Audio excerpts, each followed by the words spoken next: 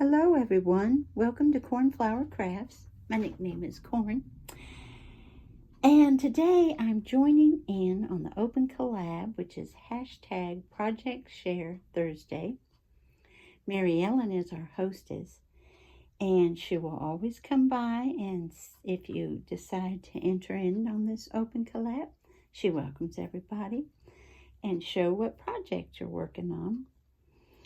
I think you'd be very tickled because she always comes by to visit. She's so sweet. She has a wonderful voice, and I think you'd enjoy her videos. I really do. Not just the ones in the collab, but hers on her channel. And I will link that down below. Now, as you can see, I've been doing yo-yos. Now, I'll be honest with y'all, most of these yo-yos were done at 1:30 in the morning because I'm not haven't been a great sleeper for some time, but it's been a lot worse lately.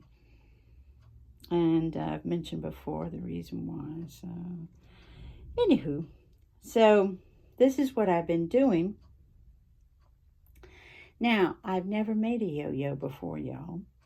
I have always loved them. And I might have to take that back. It might have been one. I made one in the past years ago. I'm not sure. But I'm going to sit down for a minute, guys. I know that I'm away from the mic. So I'm going to speak up a little bit. How's that? So I would love to tell you that I get out a glass and I made a template for the different sizes in the circles. And if you're a yo-yo maker, then you know that you take your fabric and about 1/4 of an inch, you pull it over and then sew through everything, then pull it for the gathers, knot it, and there's your yo-yo, which is that's the American term, but this originated in England, and I hope I get this right. Is it a Suffolk puff? I hope. If I did not get that right, please write in the comments below and correct me. I don't like to get things wrong. So, and it originated by, there were scraps left over. And so the ladies that sewed or did needlework created these, which I think are adorable. Now, I would love to tell you that I did it the original way, but that's not true. I purchased, let me see, what is it? Who does them? Clover. Clover makes these. They're plastic.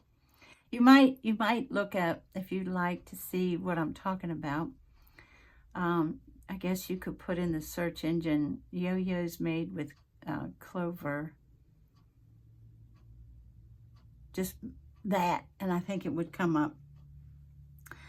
And I went that route because I know my patience, and I know my patience with even cutting a circle, much less folding over 1/4 of an inch and then, sewing it. I've tried it. I did try it once, and I messed it up right away. And, if I was young, I'd be like, hey, I'm just going to keep doing it because practice makes perfect. And it'll get to the point where I won't even, where it would be no big deal. Clover makes it a whole lot easier. Let's put it that way. A whole lot easier to do it their way. So they're all just yo-yos. As 4 sizes. I just got into the larger ones last night and tonight, and last night and the night before. I'd rather do these, the big ones, than these. These. Although I need them for when I work on certain projects, they weren't a lot of fun. They're fast, but I don't. I'd rather do the big ones, like this. See, none of my pieces that I made. I made this too. I've been hoarding it, by the way. And see, it's so cool. Like so many people say when they do the yo-yos, it is so cool to see what it originally looks like. And can you see this pearlescent thread running through this, or however they made those roses look? And then that's how it looks once it's all gathered. And then I did this with the lace and the satin ribbon and the applique. I'm not putting anything on there. I might not put anything at all. You know, just leave the hole there because I think that's pretty.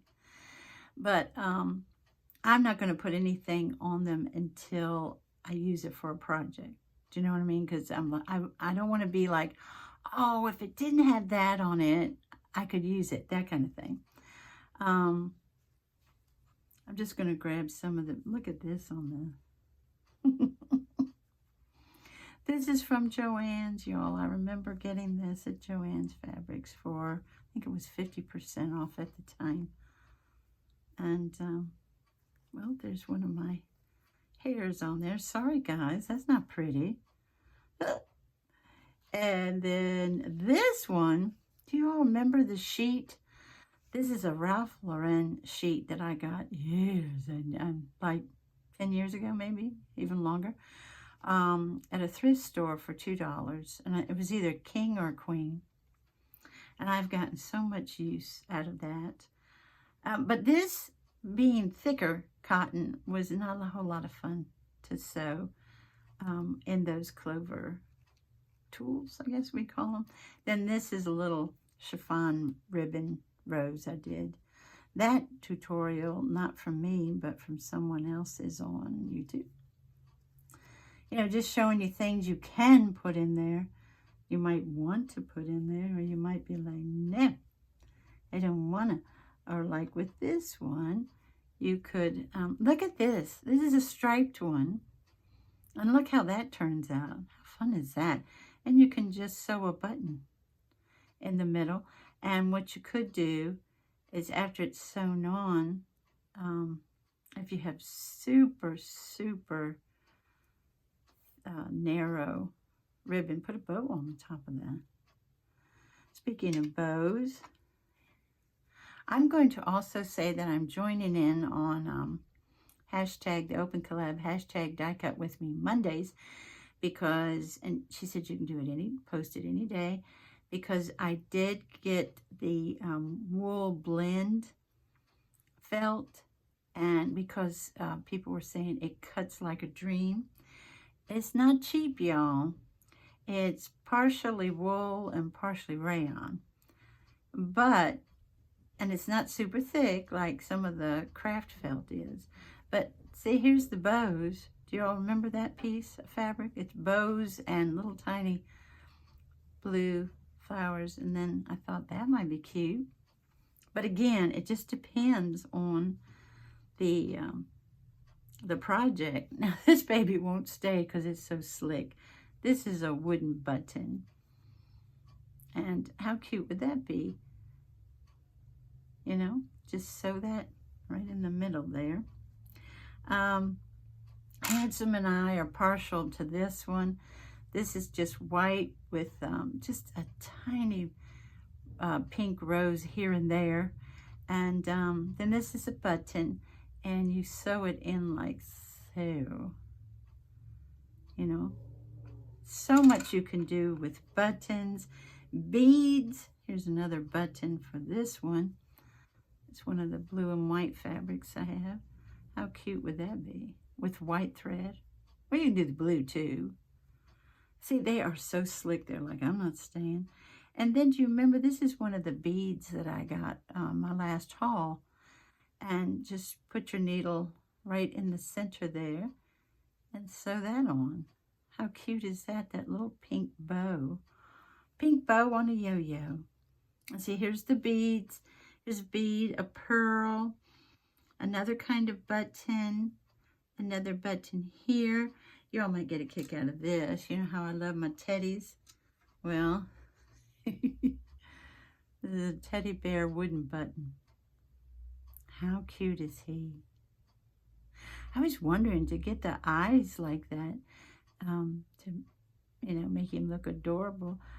Maybe dark brown French knots here and here. I'm not sure how I'm going to do that. I've got, I need to do a whole lot more neutrals because as you see, I'm mostly just really having fun with color. But there's, that's how nice this felt cuts. Look at that. Look at that bunny. Just, it cuts beautifully. Like so. Like I said, I I'm not sure. This one, just put like a cabochon on. Whoa, so slick. Yeah. And I'll just show one more.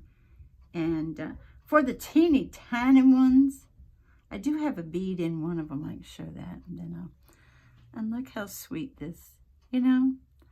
And you don't have, like I said, you don't have to put anything, but I do have a bead in this little turquoise one. This is the little polka dot one. And I didn't sew it down yet, but just to show you, just in the teeny tiny ones, you can even put a bead that's all sparkly. I hope the light's showing that. And glittery, you know. So this is what I've been working on. And I don't know how many more nights I'll be up doing this. I hope to do a whole lot, like a whole group like this in neutrals. For my vintage project, this is more shabby chic right here. And I want to thank you all so much for joining me today. And I hope you have a wonderful morning, afternoon, or evening. Bye-bye, everybody. Take good care.